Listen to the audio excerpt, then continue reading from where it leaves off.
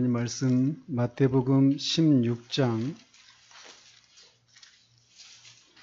24절에서 26절까지 보도록 하겠습니다.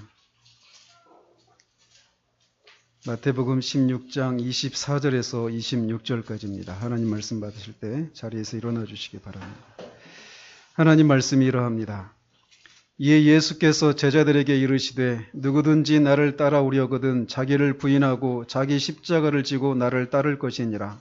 누구든지 제 목숨을 구원하고자 하면 잃을 것이요 누구든지 나를 위하여 제 목숨을 잃으면 찾으리라. 사람이 만일 온 천하를 얻고도 제 목숨을 잃으면 무엇이 유익하리요? 사람이 무엇을 주고 제 목숨과 바꾸겠느냐? 아멘.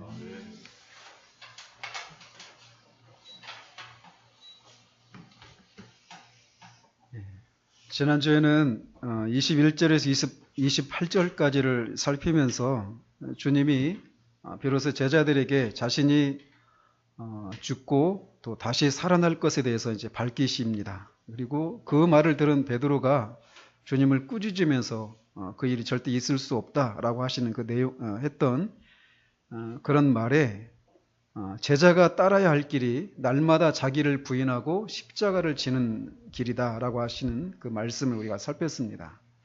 그러시면서 그 말씀을 그런 길을 갈 수 있는 동기를 부여하시는 차원에서 자기 목숨을 얻고자 하는 자는 잃을 것이고 또 반대로 잃게 되는 자는 얻게 된다라고 하는 이런 역설을 이렇게 말씀하시고 또 재림시에 인자가 각 사람의 행위대로 상과 벌을 허락하실 것이다라고 하는 이런 말씀들에 대해서 우리가 이미 살펴보았습니다.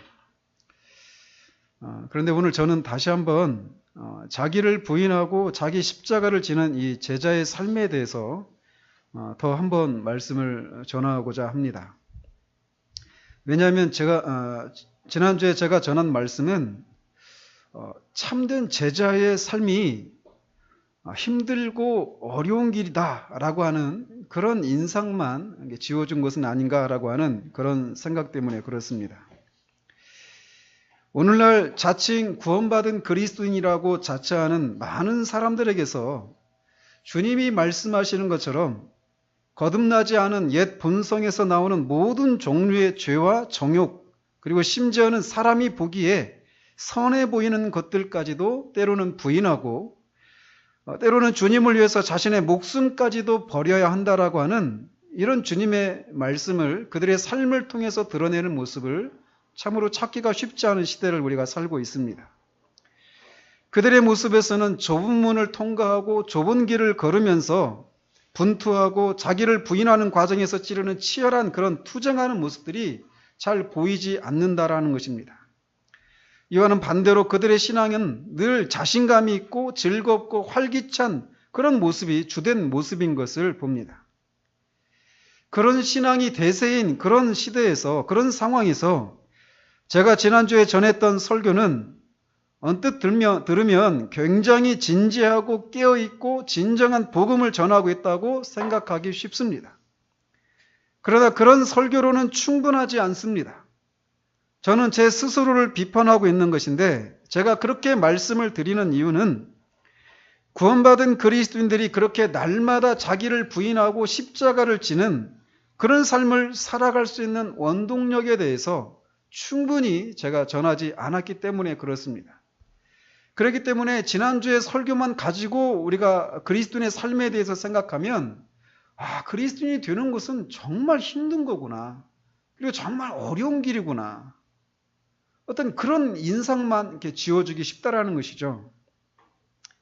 그러나 오늘 저는 이 자기를 부인하고 십자가를 지는 이 삶이 분명히 힘들고 어려운 길인 것은 사실입니다. 그러나 그 길이 그냥 이를 앙다물고 억지로 참아내면서 그냥 힘들게만 가는 그런 길이 아니라고 하는 것을 조금 더 드러내고 싶습니다. 그리고 그들이 그런 삶을 살 수 있었던 원동력이 무엇인가에 대해서 이 성경에 나오는 그런 주님이 말씀하셨던 이런 삶을 살았던 그런 사람들의 그런 삶을 가지고 조금 더 살펴보려고 합니다.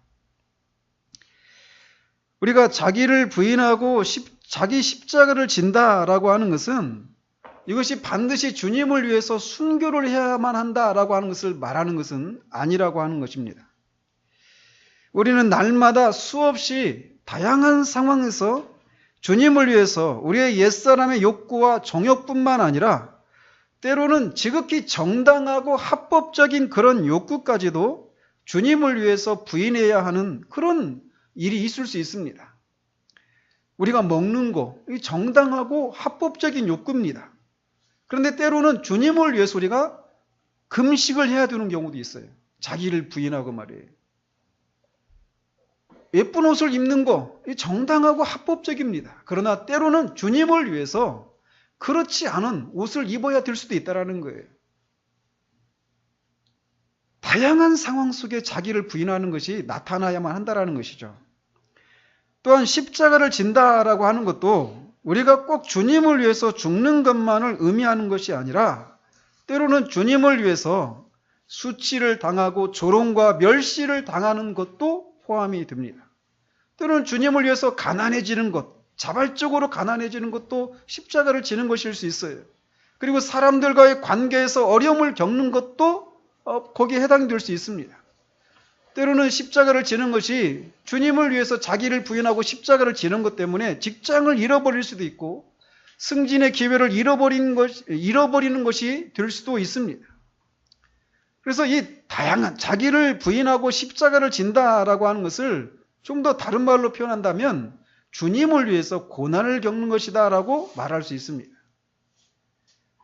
이 고난이 주님을 위한 것이고 주님이 원하시는 것이기 때문에 그런 선택을 한 것이라면 그거는 십자가를 지는 것이다라고 말할 수 있다는 것이죠. 이렇게 우리는 다양한 삶의 자리에서 다양한 모습으로 날마다 자기를 부인하고 자기 십자가를 지는 삶을 살아야 합니다. 이것만이 참된 제자의 삶이에요. 몇몇 특별하고 열심히 있는 신자들에게만 요구되는 길이 아니라 모든 믿는 신자들에게 요구되는 길이 바로 이 길이라는 것입니다. 따라서 이 길은 결코 쉽고 만만하고 녹록한 삶이 아닌 것이 분명합니다. 그리고 이런 삶은 우리의 타고난 본성과는 맞지 않는 그런 삶이에요. 그렇기 때문에 주님의 말씀처럼 이 좁은 문을 통과하고 좁은 길을 가는 사람들이 적다라고 말씀하시는 거예요. 정말 어느 시대에나 정말 좁은 문을 통과하고 좁은 길을 걸어가는 참된 그리스도인들은 언제나 적었습니다. 더더군다나 오늘날과 같이 이 모든 것이 어그러지고 굽어진 이 시대 가운데서는 참된 그리스도인을 찾기가 쉽지 않은 시대가 바로 우리가 살고 있는 시대입니다. 그렇기 때문에 주님으로부터 직접 이렇게 참된 제자의 길이 무엇인지를 들었던 이 베드로를 포함한 다른 제자들도 자기를 부인하고 자기 십자가를 지는 이 삶에 있어서 처음부터 성공했던 것은 아니었습니다. 우리가 알다시피 주님이 잡히시던 밤에 베드로는 자기를 부인하지 않고 주님을 부인해버렸습니다. 베드로만 그랬습니까? 아니었습니다. 사실 베드로는 그 자리에 있어서 그런 자기를 부인하지 않고 주님을 부인하는 그런 죄를 범했지만 다른 제자들은 그 자리에 있지도 않았습니다. 주님이 잡히실 때 다 도망가 버렸어요.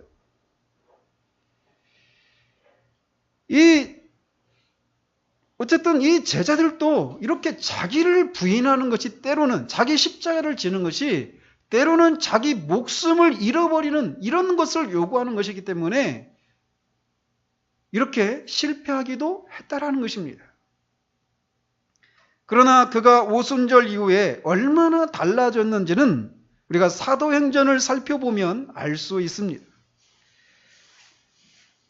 베드로를 포함한 이 다른 제자들은 예수님이 잡히시던 밤에 숨어 있었어요. 사람들에게 자신도 예수님을 따르는 제자들이었다라고 하는 것이 발각되면 예수님과 같이 똑같은 그런 어려움을 겪을 것에 대한 두려움 때문에 그렇게 사람을 피해서 숨어 있었던 사람들이 바로 그들이었습니다. 그러나 오순절에 성령이 강림하시고 나자 그들은 담대하게 광장으로 나가서 사람들 앞에 서서 너희들이 십자가에 못 박은 예수가 바로 하나님의 아들이시고 그를 죽은 자 가운데서 하나님이 다시 살리셔서 그를 주와 그리스도로 삼으셨다라고 담대하게 외칩니다. 그 사실을 외치는 것은 결국 자신의 목숨을 담보로 하는 외침이었어요. 그런데도 그들은 그렇게 나가서 그렇게 주님 되심을, 그리스도 되심을 선포하고 그를 믿는 자마다 주 용서를 받고 성령의 선물을 받는다고 하는 이 생명의 복음을 담대하게 전할 수 있었던 것입니다. 그러나 그렇게 복음을 담대하게 전한 결과 3,000명의 사람들이 회심을 했지만 그들은 그 일로 인해서 당국자들에게 잡히고 능욕을 받고 감옥에 갇히는 처지가 되었습니다. 그리고 그들로부터 다시는 이런 복음을 전하지 말라라고, 예수가 죽은 자 가운데서 다시 살아나고 그를 믿는 자마다 생명을 얻는다라고 하는 이 엉터리 가르침을 전하지 말라고 협박을 받고 쫓겨납니다. 그리고 나중에 베드로는 헤롯에게 잡혀서 다음 날이면 죽을 처지에 놓이게 됩니다. 베드로 외에도 요한 사도를 제외한 모든 사도들이 다 순교했다고 전해져 내려오고 있습니다. 요한 사도는 순교를 당하지 않았지만 그도 복음을 전하는 것 때문에 밤못섬에 유배되기도 하고 수많은 그런 고통과 고난을 당했습니다. 그런데 그들이 이렇게 주님을 위해서 이런 고난을 당하는 것 때문에 자신의 처지를 한탄하고 내가 주님을 믿고 주님을 따르는 이 삶에 대해서 후회하거나 자기 연민 속에 사로잡혀 있지 않았다라는 것이에요. 그들은 주님의 이름을 위해서 능욕을 받는 일에 합당한 자로 자신들을 여겨주신 것을 영광스럽게 생각했습니다. 베드로는 그리스도의 고난에 참여하는 것을 즐거워라고 얘기합니다.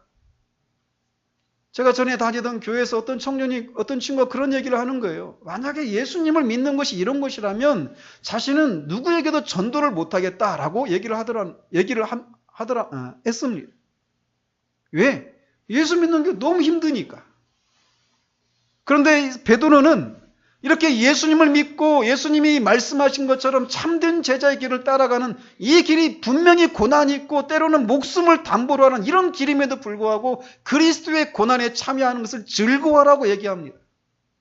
그리스도의 고난에 참여하는 것을 영광스럽게 생각하라고 얘기하고 스스로 그도 그렇게 그리스도의 고난에 참여하는 것을 그렇게 고난에 참여한 자로 합당하게 자신을 여겨주신 것을 특권으로 생각하고 있다는 거예요.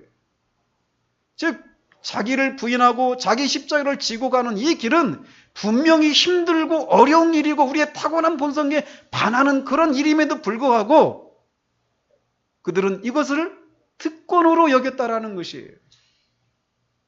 베드로뿐만이 아니었습니다. 바울도 또한 그런 삶을 살았습니다. 특별히 바울은 다른 사도들과 달리 자신이 예수님을 핍박했던 그런 전력이 있었기 때문에 많은 날 동안 자신이 참된 사도라고 하는 이런 것을 변명해야 되는 그런 많은 그런 상황에 처해 있었습니다. 그렇기 때문에 여러 곳에서 특별히 고린도서에서 자신이 사도됨을 증명해야 되는 그런 상황에 놓여 있었어요. 그래서 자신이 사도로서 어떤 일을 경험했는지를 기록으로 남겨놓고 있는데 그가 사도로서 주님의 뒤를 따르는 제자로서 겪었던 고난에 대해서 이렇게 기록하고 있습니다. 내가 수고를 넘치도록 하고 옥에 갇히기도 더 많이 하고 매도 수없이 맞고 여러 번 죽을 뻔하였으니 유대인들에게서 40에서 하나 감한매를 5번 맞았으며 3번 태장으로 맞고 1번 돌로 맞고 3번 파선하고 일주일을 깊은 바다에서 지냈으며 여러 번 여행하면서 강의 위험과 강도의 위험과 동족의 위험과 이방인의 위험과 시내의 위험과 광야의 위험과 바다의 위험과 거짓 형제 중의 위험을 당하고 또 수고하며 애쓰고 여러 번 자지 못하고 줄이며 목마르고 여러 번 굶고 춥고 헐벗었노라. 이 이외의 일은 고사하고 아직도 날마다 내 속에 눌리는 일이 있으니 곧 모든 교회를 위하여 염려하는 것이라. 누가 약하면 내가 약하지 아니하며 누가 실족하게 되면 내가 애타지 아니하더냐. 또 고린도전서 4장 9절에서 하나님이 사도인 우리를 죽이기로 작정된 자같이 끄트머리에 두셨음에 우리는 세계 곧 천사와 사람에게 구경거리가 되었노라. 만약 그가 주님을 위해서 받았던 이 고난 중에 하나라도 우리에게 해당이 된다면 우리는 어떤 반응을 보일까요? 분명히 우리는 예수 믿는 것이 이런 것이라면 누가 이 길을 갈 수 있겠는가라고 주저앉을 것입니다. 내가 주님을 위해서 이렇게 수고하고 애를 썼는데, 이렇게 많은 대가를 치렀는데 왜 아직도 내가 이런 고난을 받아야 되는가라고 하면서 내가 선택한 길에 대해서 후회하거나 자기 연민에 빠지고 우울한 모습으로 의 삶을 살아가기 쉽다라는 것입니다. 그러나 그는 다른 사도들처럼 이미 이렇게 큰 고난을 받았는데 순교를 앞두고 있는 그 시점에서 로마 감옥에서 빌립보서를 쓰면서 이렇게 말을 하고 있어요. 나는 그리스도의 고난에 참여함을 알고자 한다라고 말합니다. 그리고 날마다 자신이 나는 날마다 죽는다. 나는 이것을 자랑하노라고 말합니다. 그러면서 그는 주님을 위해서 받는 이 고난을 부끄러워하지 않는다라고 말을 해요. 부끄러워하지 않는다라고 하는 것은 완곡한 표현으로 내가 복음을 부끄러워하지 않는다. 이 말은 내가 복음을 자랑한다라고 말하고 있는 거예요. 예수님을 믿는 것 때문에 잘 먹고 잘 되고 자녀가 잘 되는 이런 복을 누리기는커녕 아까 말한 이런 모든 고난을 당하고 세계 곧 천사와 사람들에게 구경거리가 되는 조롱과 멸시와 수치를 당하는데 그가 복음을 자랑한다라고 얘기해요. 그리스도의 고난에 참여하는 것이 무엇인지를 더 알기를 원한다고 말을 해요. 내 육신에 그리스도의 남은 고난을 채우기를 원한다라고 말하고 있다는 것입니다. 이게 제정신을 가진 사람이 말하는 것입니까?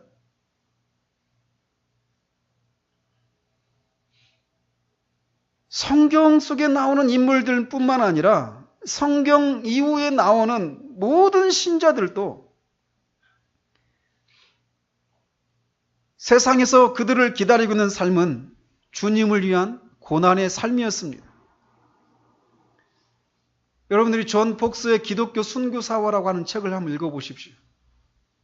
그들이 나이가 어린아이든 많은 사람이든 배운 사람이든 배우지 못한 사람이든 상류층에 있는 사람이든 아주 하층민에 속하는 그런 사람이든 그들이 예수님을 믿는다라고 하는 것 때문에 그들이 얼마나 많은 핍박과 고난을 받았는지 그 책을 한번 보십시오.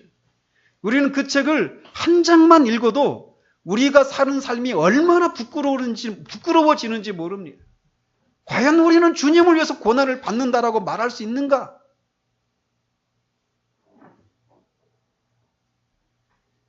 서양의 기독교인들만 그런 삶을 살았던 것이 아닙니다. 많이 알려지지 않은 책인데 한국의 오순절과 그 후의 박해라고 하는 책이 있습니다. 일제시대 때 신사참배를 반대하고 예수님을 믿는 신앙 때문에 핍박을 받았던 그런 우리의 선조들의 그 기록이 남겨져 있는 책이에요. 주기철 목사님이나 손양은 목사님 같은 그렇게 유명한 분들뿐만 아니라 우리에게 이름도 알려지지 않은 그런 많은 믿음의 선진들이 바로 이 땅에서도 주님을 믿는 것 때문에 그렇게 고난을 받았다라는 것입니다.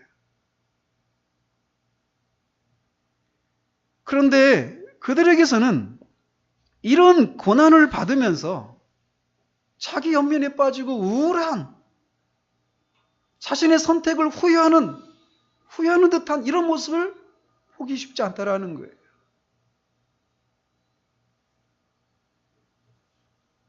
우리는 이런 이야기를 들을 때 그런 분들이야 특별하고 훌륭한 분들이니까 그런 삶을 살았지라고 가볍게 흘려들어서는 안 됩니다. 이분들도 우리와 똑같은 성정을 가졌던 분들이라는 거예요. 그렇기 때문에 우리에게 힘든 일은 그분들에게도 힘든 일이었어요. 우리에게 싫은 일은 그분들에게도 싫은 일이었고 우리에게 두려운 일은 그들에게도 두려운 일이었습니다. 그들은 우리와 똑같은 성정을 가졌던 사람이었어요. 그들이 고난이 올 때 전혀 그 고난이 두렵지 않거나 그것을 인해서 낙심하지 않았던, 전혀 힘들어하지 않았던 것이 아니라는 것입니다. 예를 들어 사도 바울이 고린도에 있을 때 주님은 사도 바울에게 이렇게 말을 했습니다. 밤에 주께서 환상 가운데 바울에게 말씀하시되 두려워하지 말며 침묵하지 말고 말하라 라고 권면하십니다. 바울에게 두려워하지 말라라고 얘기합니다. 바울이 두려워하고 있었다라는 거예요.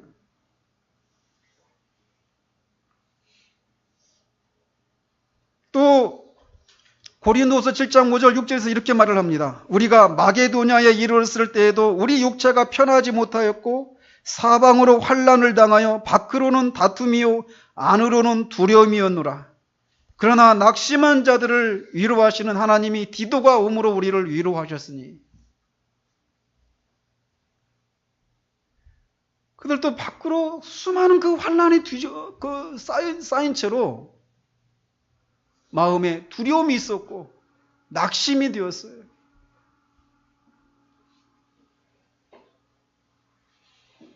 그렇기 때문에 그들도 위로를 필요로 하는 우리와 같은 성정을 가진 사람들이었다는 것을 우리는 기억해야 돼요. 때로는 사도 바울도 같이 동역하는 사람을 잃어버릴 것에 대해서 근심하기도 했습니다. 저는 이 말씀을 전하는 입장에서 이 바울이 이런 얘기를 할 때마다 마음이 막 깊이 더 다가와요. 빌립보서에 보면 그가 에바브로 디도라고 하는 사람이 있었어요. 빌립보 교회에서 바울을 돕기 위해서 파송된 그런 형제가 있었는데 그가 바울을 섬기다가 거의 죽을 뻔했습니다. 병이 들어서. 그런데 그가 나았어요. 그래서 다시 그 에바브로 디도를 빌립보 교회에 보내는 거예요. 그러면서 그런 얘기를 합니다. 그가 너희 무리를 간절히 사모하고 자기가 병든 것을 너희가 들은 줄을 알고 심히 근심한지라. 그가 병들어 죽게 되었으나 하나님이 그를 긍휼히 여기셨고 그뿐 아니라 또 나를 긍휼히 여기사 내 근심 위에 근심을 면하게 하셨느니라. 사도 베드로도 우리와 똑같은 성정을 가진 사람이었어요. 그 환난 가운데 그 피 같은 그리스도의 피를 나눈 그 동역자가 죽게 되는 그것을 인해서 근심 위에 근심을 했다라고 말을 하고 있어요. 앞에 고린도후서 7장에서 그렇게 환난 가운데 쌓여 있으면서 마음의 두려움과 낙심 가운데 있을 때 디도가 오는 것을 통해서 위로를 받았다라고 말을 하고 있어요. 그들도 우리와 똑같은 성정을 가진 사람이었습니다. 특별한 사람들이 아니었어요. 그렇기 때문에 그들은 우리와 다른 특별한 사람이라고 하면서 그렇기 때문에 그들은 그런 고난을 당할 수 있지만 우리 같은 평범한 사람들이야 라고 생각해서는 안 된다라는 거예요. 그들에게는 위로가 필요했습니다. 그래서 하나님은 그들을 위로하시기도 했어요. 우리의 모든 환난 중에서 우리를 위로하사 우리로 하여금 하나님께 받는 위로로서 모든 환난 중에 있는 자들을 능히 위로하게 하시는 이시로다.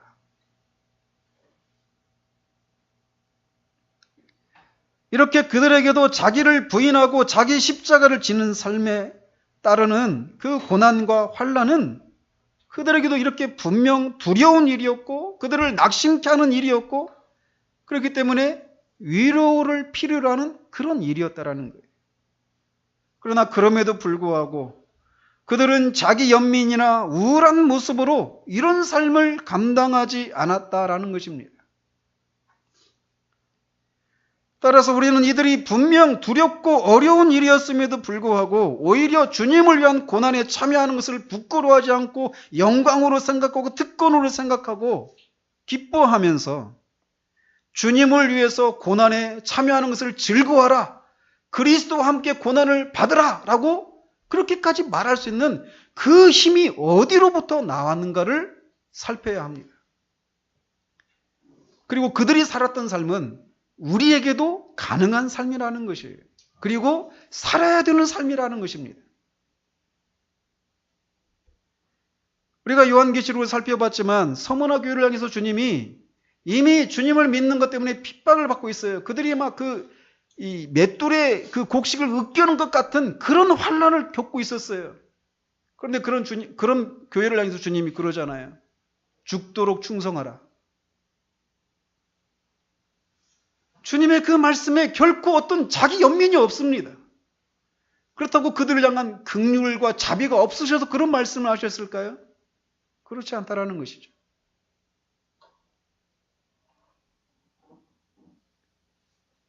무엇이 이들을 이렇게 때로는 자신의 목숨을 초계처럼 버리게 만드는 용기를 발휘하도록 만들었는가를 우리는 살펴봐야 돼요. 저는 회심회 때 그 회심하는 시기에 이것을 놓고 하나님 앞에 계속해서 기도했습니다. 성경을 읽으면, 책들을 읽어보면 정말 이들이 주님을 위해서 자신의 목숨을 초계처럼 버리는 이런 모습을 보면서 주님 앞에 기도했던 게 이거예요. 도대체 주님 무엇 때문에 이들이 그렇게 자신의 목숨을 초계처럼 버리게 만들었습니까? 무엇 때문입니까?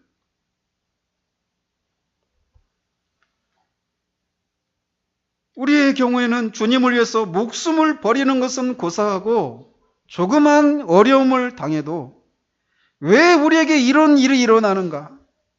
내가 주님을 위해서 이렇게 수고했는데 왜 이런 불행한 일이 일어나는가라고 하며 자기 연민에 빠지고 우울해하면서 때로는 하나님을 원망하기도 하는 경우들이 많은 것이 우리들의 모습이에요. 부끄럽게도 저도 거기에 해당이 됩니다. 따라서 우리는 그들이 이런 삶을 살 수 있었던 그 원동력이 무엇인지를 살펴야 되는데, 첫 번째 이유는 그들이 죄로부터 구원을 받고 하나님의 영원하신 진노와 형벌로부터 해방을 받았기 때문이라는 겁니다. 베드로는 그의 서신을 받는 그리스도인들이 예수 그리스도를 보지 못했음에도 불구하고 많은 환난 가운데서 말할 수 없는 기쁨 가운데 예수 그리스도를 사랑하는 그 이유에 대해서 이렇게 말을 합니다.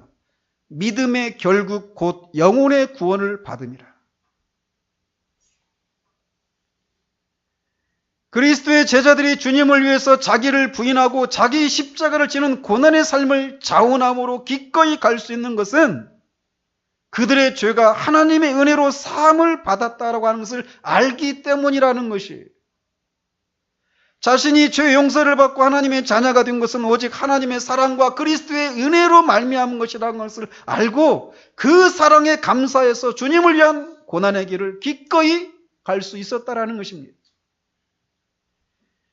누가복음 7장에서 주님이 바리새인 시몬에게 빚을 탕감받은 자의 비유를 통해서 말씀하셨듯이 많이 탕감받은 자가 많이 사랑하는 것처럼 자신이 하나님 앞에 얼마나 끔찍한 죄인인지를 알고 그 죄로부터 내가 얼마나 많은 탕감을 받은 자인지를 알면 알수록 주님을 위한 사랑의 그 수고의 깊이는 더해가게 된다라는 것입니다.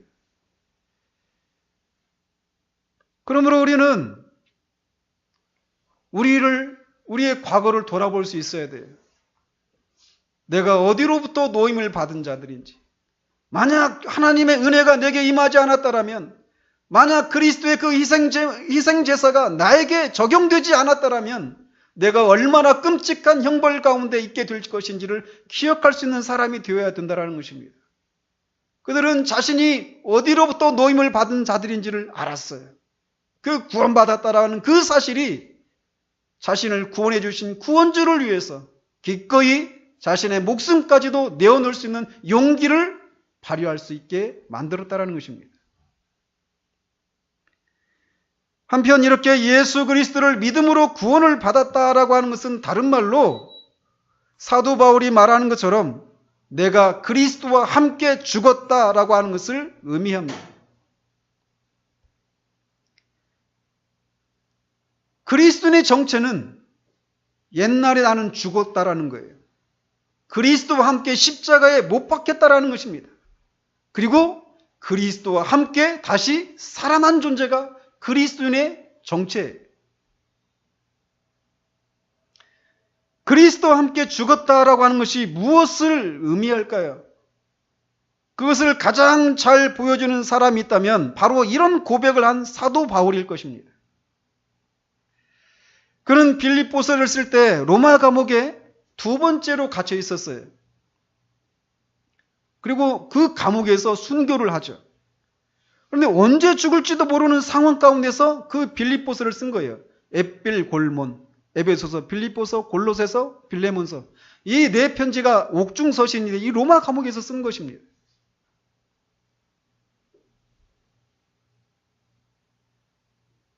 루이 존스는 그가 이 감옥에 갇혀 있을 때 이 바울이 가운데 있고 양쪽 손에 군인들이 일종의 수갑같이 이 쇠사슬을 채운 채로 그렇게 묶여 있었다고 해요.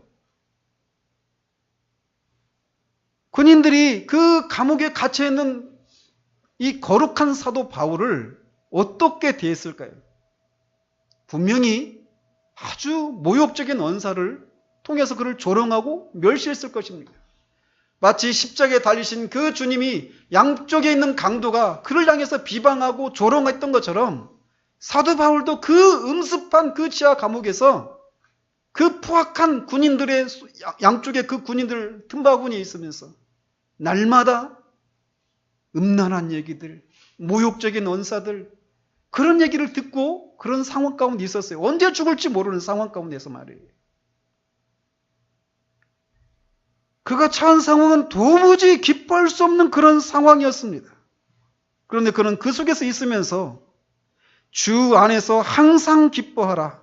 내가 다시 말하노니 기뻐하라라고 말을 합니다. 빌립보서를 기쁨의 서신이라고 부릅니다. 왜냐하면 기뻐하라라고 하는 이 단어가 많이 나오거든요. 근데 잘 생각해 보십시오. 빌립보서를 쓴 그 정황을 어떤 상황 가운데 썼는지 도무지 그는 기뻐할 수 없는 상황이었습니다. 그런데도 기뻐하라고 얘기하고 있어요. 그런 속에서 왜 내게 이런 일이 일어났는가? 왜 내가 주님을 위해서 수고했는데 이런 일을 겪어야만 하는가? 이런 생각들을 하면서 원망과 자기 연면에서 불평을 하거나 의기소침하고 우울한 모습을 찾아볼 수 없는 삶을 살고 있었습니다. 오히려 그는 기뻐하고 기뻐하라고 말합니다. 심지어 1장 20절에서는 나의 간절한 기대와 소망을 따라 아무 일에든지 부끄러워하지 아니하고 지금도 전과 같이 온전히 담대하여 살든지 죽든지 내 몸에서 그리스도가 존귀하게 되게 하려 하나니라고 말을 합니다.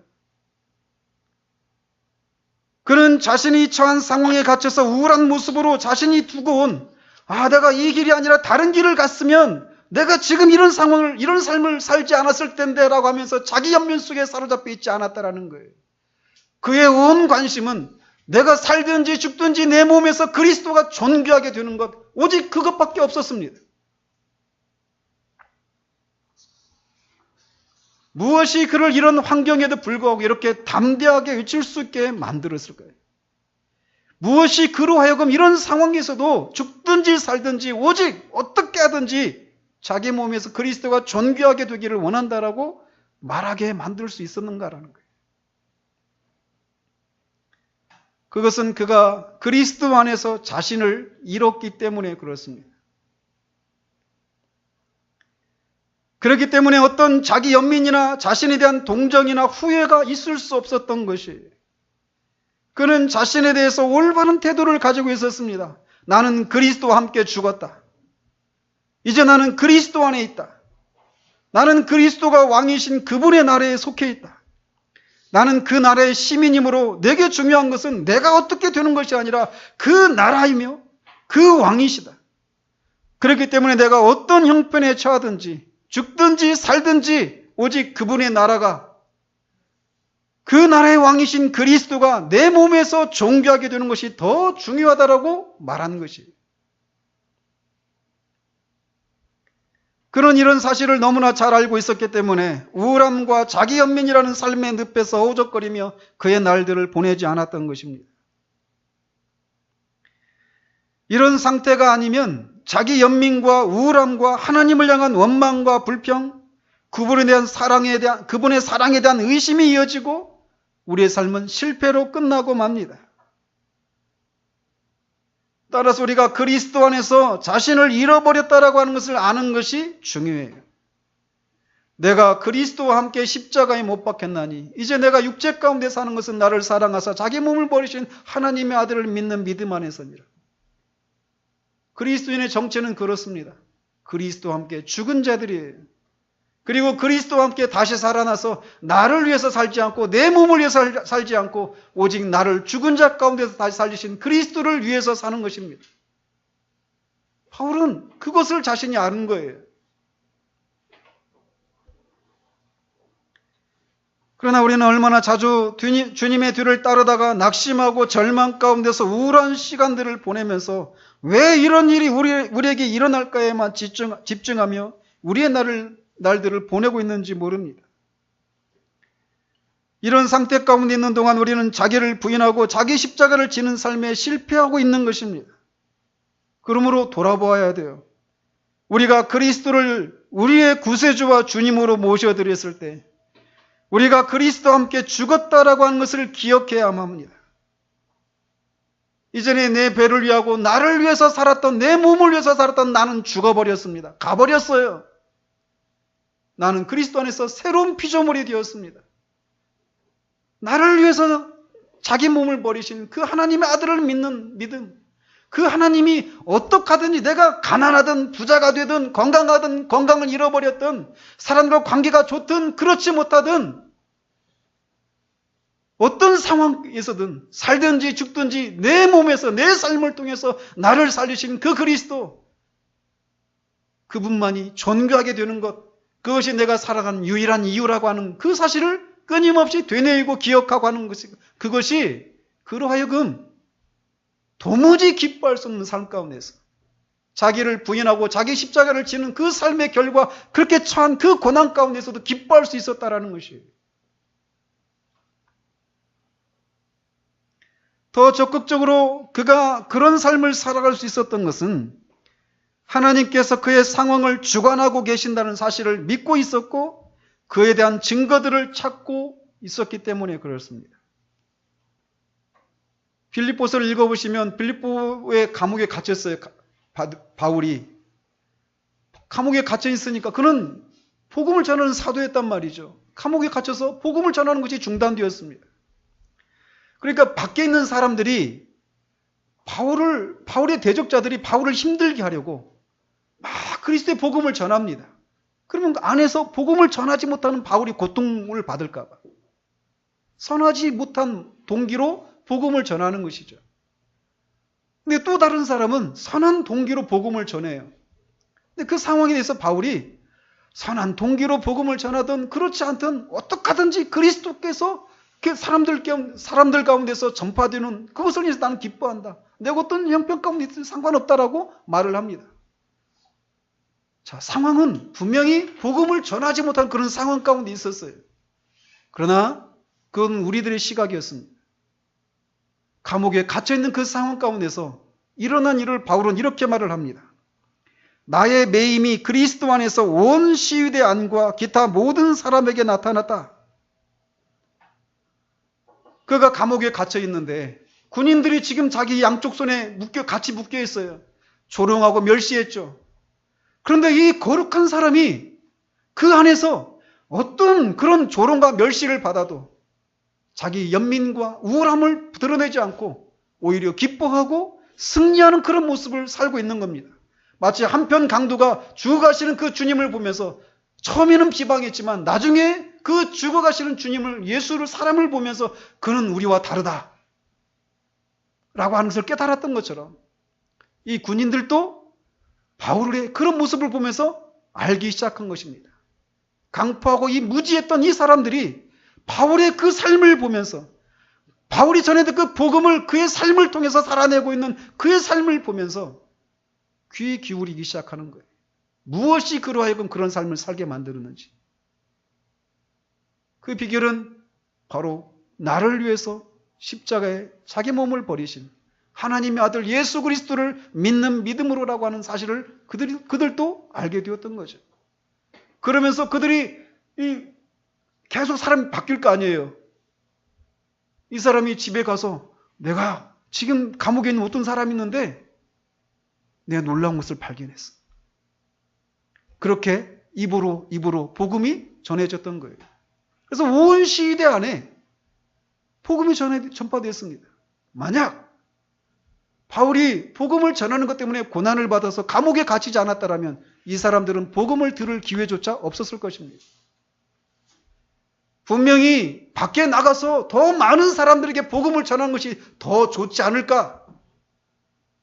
우리들의 생각엔 그렇게 할 수 있어요. 그러나 하나님의 일하시면 실수가 없으십니다.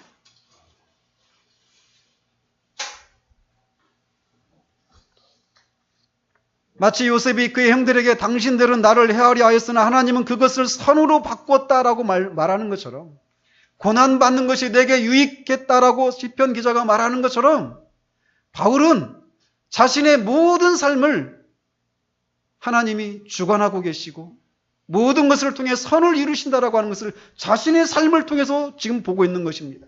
복음을 전할 수 없는 그 상황 가운데 복음이 전파되는, 도무지 복음이 들어갈 수 없는 그 상황, 사람들에게 복음이 전파되는 그 현실을 보면서 그가 자기 연민과 우울함에 사로잡히지 않을 수 있었다라는 거예요. 그리고 그리스도를 위해서 고난받는 것을 부끄러워하지 않아요. 거기에서 나은 사람이 오네시모잖아요.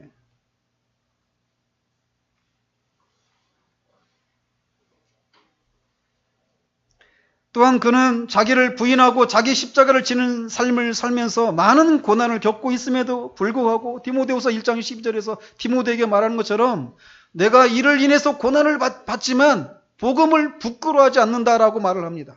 왜? 그것은 하나님께서 자신이 의탁한 것, 곧 자신의 영혼과 영혼의 구원을 그날까지 예수 그리스도의 그 심판 때까지 능히 지키실 줄을 알기 때문이라고 말을 합니다. 어떤 고난과 핍박이 와도 심지어 자신의 목숨이 잃어버리는 그 상황 가운데 처한다 하더라도 자신이 하나님께 맡긴 자신의 영혼, 자신의 영혼의 구원이 그 무엇으로도 빼앗기지 않는다라고 하는 사실을 확신하고 있기 때문에 고난 가운데서 그가 복음을 부끄러워하지 않는다, 복음을 자랑한다라고 얘기를 할 수 있었다는 거예요. 마지막으로 그가 이렇게 이 땅에서 자기를 부인하고 자기 십자가를 지는 고난의 길을 갈 수 있었던 것은 그가 끊임없이 장차 받을 영광을 바라보았기 때문입니다.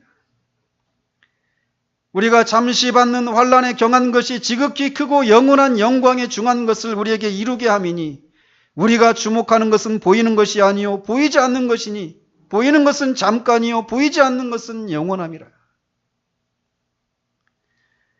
사도는 끊임없이 자신이 그리스도를 믿음으로 말미암아 믿는 자들이 거룩하신 하나님 나라의 그 기업을 끊임없이 바라보았습니다.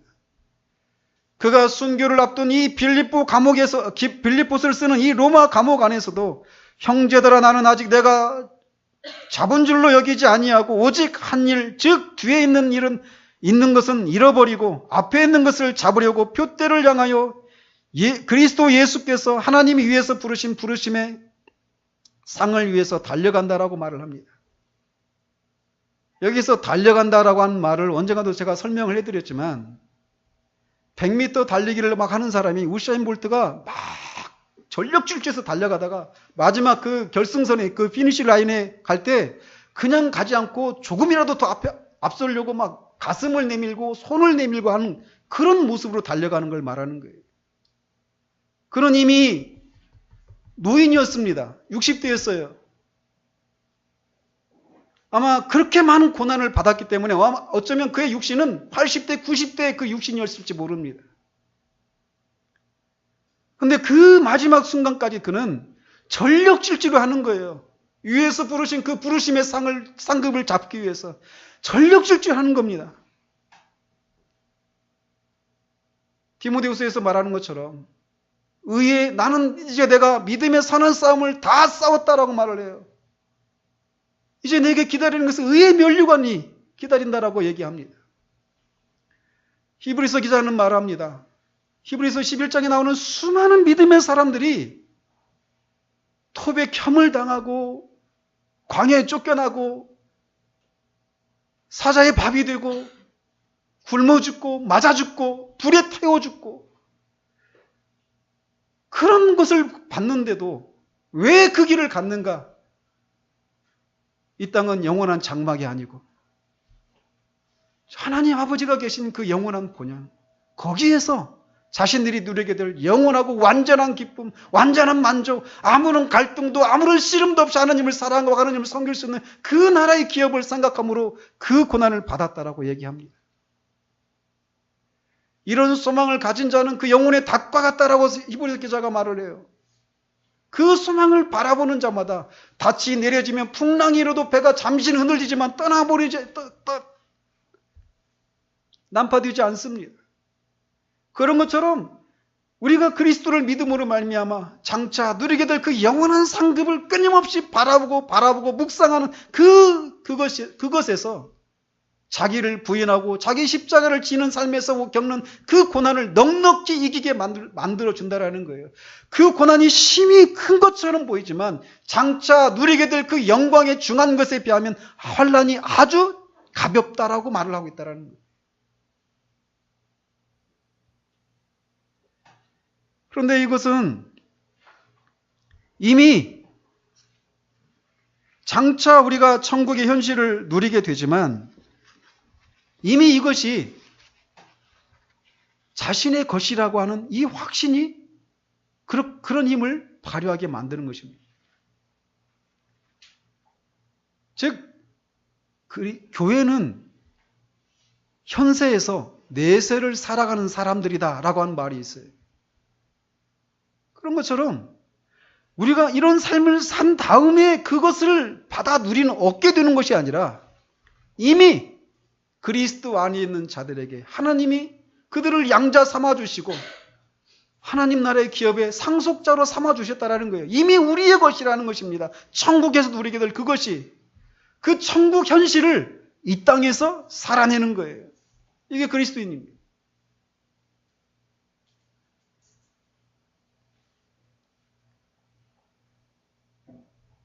그러므로 우리는 주님을 믿는 것 때문에 주님의 제자로서 자기를 부인하고 자기 십자가를 지는 이 삶을 살아가는 것 때문에 이런저런 다양한 고난을 겪게 될 때마다 우리는 과거를 돌아봐야 합니다. 내가 어디에서 건짐을 받은 사람인지, 만약 하나님의 은혜로 내가 건짐을 받지 않았다면 내가 어떤 곳에 가 있을 수 있는 사람인지를 기억할 수 있어야 돼요.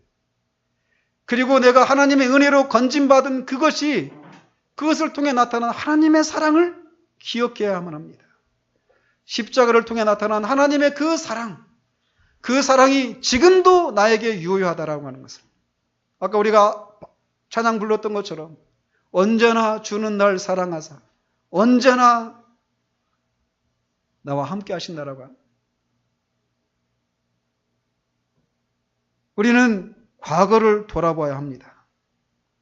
그리고 그 일이 일어날 때 우리가 어떤 사람이 되었는지를 기억해야 합니다. 옛날에 우리는 죽었습니다. 우리는 갔어요. 여전히 내 안에 내가 있는데요. 그 나는 내가 아닙니다. 우리는 죽었습니다. 내 안에서 여전히 내가 살았던 그 옛삶, 그것을 요구하고 있는 그 나는 내가 아니에요. 그럼 뭐냐? 옛 본성이에요. 내 몸에 남아있는 죄입니다. 우리는 죽었습니다. 그렇기 때문에 우리는 부인해야 돼요. 죽었기 때문에 우리를 부인하는 것입니다. 이제 우리는 그리스도 안에 있습니다. 그리스도가 우리 안에 있는 사람들이에요. 우리의 삶의 목적은 우리 몸에서 그리스도가 존귀하게 되게 하는 것에 있습니다. 우리가 어떻게 되든지. 그러므로 우리가 이 고난을 받는 이 삶 때문에 우리가 우울해지고 자기 연민에 빠지는 그런 일들이 있을 때마다 우리는 우리에게 스스로 말을 해야 돼요. 시편 기자가 말하는 것처럼 내 영혼아 어찌하여 내 속에서 내가 낙심하느냐라고 말하는 것처럼 우리를 향해서도 우리가 말을 해야 합니다. 사실 저는 지금 저를 향해서 말을 하고 있는 거예요. 저도 얼마나 이렇게 자기 연민과 우울함 가운데 제 시간을 보내는지 모릅니다. 그럴 때마다 우리는 돌아보고 말을 해야 돼요. 나는 죽었다. 나는 그리스도 안에서 그리스도와 함께 십자가에 죽었다. 나는 새로운 피조물이다. 그리스도가 내 몸에서 내 삶의 어떤 순간, 어떤 모습을 통해서든 그리스도가 존귀하게 되어지는 것, 그것을 볼 때만 내가 살아있음을 확인할 수 있는 그것이 내 삶의 이유고 삶의 목적이다라고 하는 것을 우리 스스로에게 선포해야 됩니다. 뿐만 아니라 우리의 삶을 하나님께서 붙들고 계시고 모든 것을 합력해서 선을 이루신다라고 하는 것을 기억해야 돼요. 그가 그리스도의 날까지 반드시 우리 영혼을 지키실 것을 믿고 기억해야 됩니다. 그리고 장차 우리가 어떤 영광을 누리게 될지, 아니 이것이 이미 우리들의 현실임을 믿고 소망 중에 인내해야 합니다. 이것이 우리 앞에 살았던 모든 믿음의 사람들이 걸어갔던 삶이었고 우리 주님이 사셨던 삶의 모습이었습니다. 앞에 있는 그 기쁨을 인해서 십자가를 지는 그 수치를 부끄러움을 개의치 아니하셨다라고 주님이 말씀하셔요. 우리도 그러해야 합니다. 그러나 우리 중에는 돌아볼 과거가 없는 사람들이 있습니다. 그래서 자기를 부인하고 자기 십자가를 지는 이 삶은 얼마나 힘든 일인가. 난 아직도 이것도 더 누리고 싶고 저것도 더 누리고 싶은데 그것 모든 것을 다 버려야 된다라니. 그런 분들에게 저는 번연히 경험했던 것을 얘기해 드리고 싶어요. 번연은 하나님의 성령의 그런 유효한 부르심 가운데서 자신의 죄를 자각하기 시작했습니다. 그리고 자기가 영원한 지옥의 형벌을 받아 마땅한 존재라는 사실들을 깨달았어요. 그리고 자기가 경건한 의무들을 행하고 삶을 개혁하고 그렇게 구원을 소망하면서 아무리 간절히 매달리고 기도해도 자신이 스스로를 구원할 수 없다라고 하는 사실을 깨닫고 있었어요. 그래서 그의 한 가지 소망이 있다라면 오직 구원을 받는 거예요. 그런 상황이 있을 때 그는 사람들에게서 이것을 보았습니다. 그리고 그것을 이상하게 생각했어요. 즉 노인들이 있는데 노인들이 여전히 이 땅에서 영원히 살 것처럼 이 땅의 것들을 추구하고 있는 모습을 보면서 참 이상하다 이렇게 생각을 했습니다. 뿐만 아니라 신앙을, 자기가 예수님을 믿는다라고 신앙을 고백했던 사람들이 자기가 사랑하는 사람들을 잃어버린 것에 대해서 슬퍼하고 나중에는 신앙을 버리는 이런 모습을 보면서 그가 이렇게 얘기합니다. 주님, 이런 사소한 일들로 이렇게 야단법석을 떨다니요. 육적인 것을 이토록 열심히 추구하다니. 그러다 이것들을 잃게 되면 또 얼마나 슬퍼하겠습니까? 그들이 이 생에 있는 이런 것들을 위해 정말 많이 수고하고 수많은 눈물까지 흘리는 동안 정작 저는 안타까운 이 사람들을 위해 얼마나 슬퍼하며 이들을 불쌍히 여기고 이들을 위해 기도하였는지 모릅니다. 하지만 제 영혼은 지금도 죽어가고 있고 지금도 저주 가운데 있습니다. 제 영혼이 선한 상태이고 제 영혼의 선한 상태를 제가 확신할 수만 있다면 비록 제가 빵과 물만 먹고 사는 축복을 받는다 해도 저는 굉장한 부자가 된 것처럼 여기며 살 수 있을 것입니다.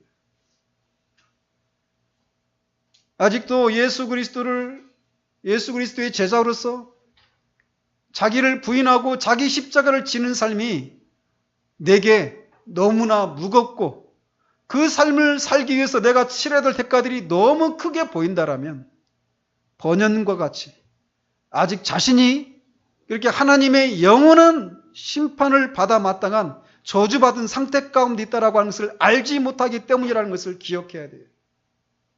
번연은 자신이 그런 상태 가운데 있다라는 것을 알고 있는 상황에서 사랑하는 사람을 잃어버린 것 때문에 낙심하고 있는 그런 모습을 보면서 이렇게 얘기하는 거예요. 그런 사소한 일들로 이렇게 야단법석을 떨다니. 영혼을 구원하는 것과 비교할 수 있는 것이 아무것도 없다라는 것입니다. 주님이 지난주에 말씀한 것처럼 사람이 온 세상을 얻고도 제 목숨을 잃어버리면 무엇이 유익하리요라고 말하는 것 같은 그것을 번연히 깨달았다는 거예요.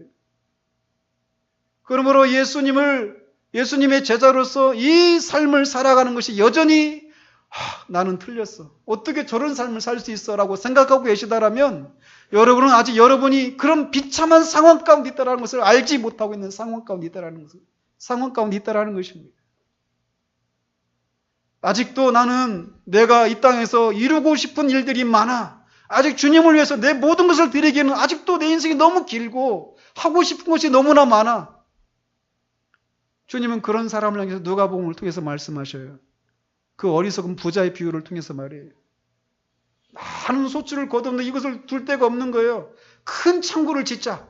창고를 크게 짓고 거기에다가 곡식을 다 쌓아놓고 이제 내 영혼이 편히 쉬자. 그런데 그날 밤에 하나님이 그 영혼을 도로 찾으시면 그 쌓아놓은 것이 누구의 것이 되겠느냐고 주님 말씀하십니다. 집사님 여기 와 계시지만 2주 전에 우리는 2명이 교통사고를 당했어요. 공통적으로 삶과 죽음이 순간이라는 것을 깨달아 주셨을 거예요. 아무도 오늘 밤에 주님이 우리 영혼을 찾으실지 모릅니다. 죽은 사람들 치고 내가 오늘 죽을 줄 알았어. 이런 사람 거의 없을 것입니다. 죽음을 기다리고 있는 사람도 죽음은 갑작스러운 것이에요. 그러므로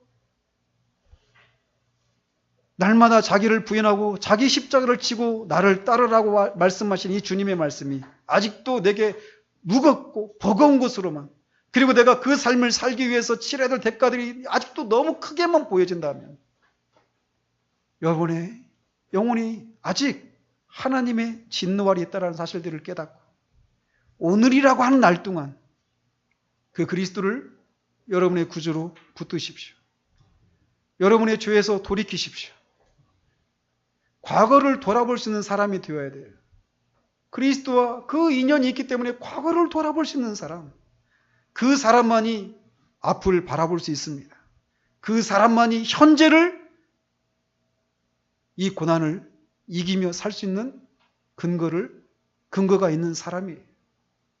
어쩌로 여기 있는 우리 모두가 주님이 말씀하신 것처럼 자기를 부인하고 날마다 자기 십자가를 지고 따르라고 하신 이 주님의 말씀에 그것이 분명히 고난이고 환난이고 어려움임에도 불구하고 그것을 사도들처럼 그 고난에 참여하는 것을 특권으로 생각하는, 영광으로 생각하는, 즐거워할 수 있는 그런 우리 모두 되어지기를 우리 주님의 이름으로 축원드립니다.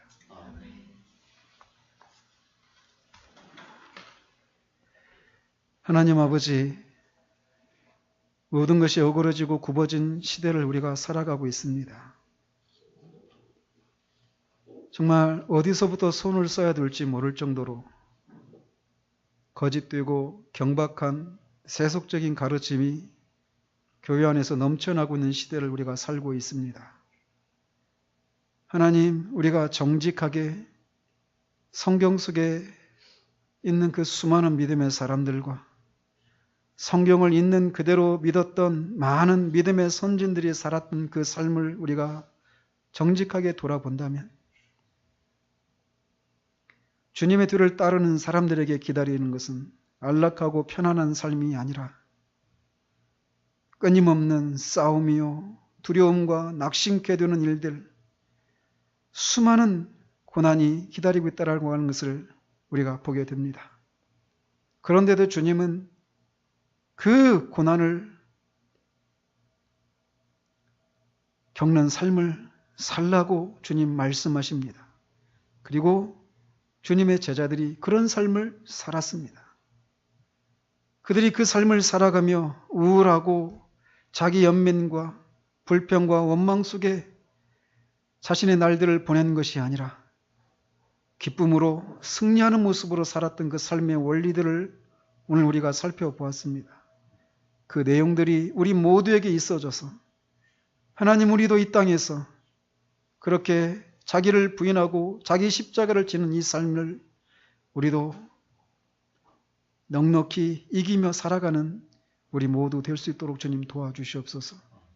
그런 삶을 통해서 주님이 존귀하게 여김을 받기를 소원합니다. 예수 그리스도 이름으로 기도합니다. 아멘.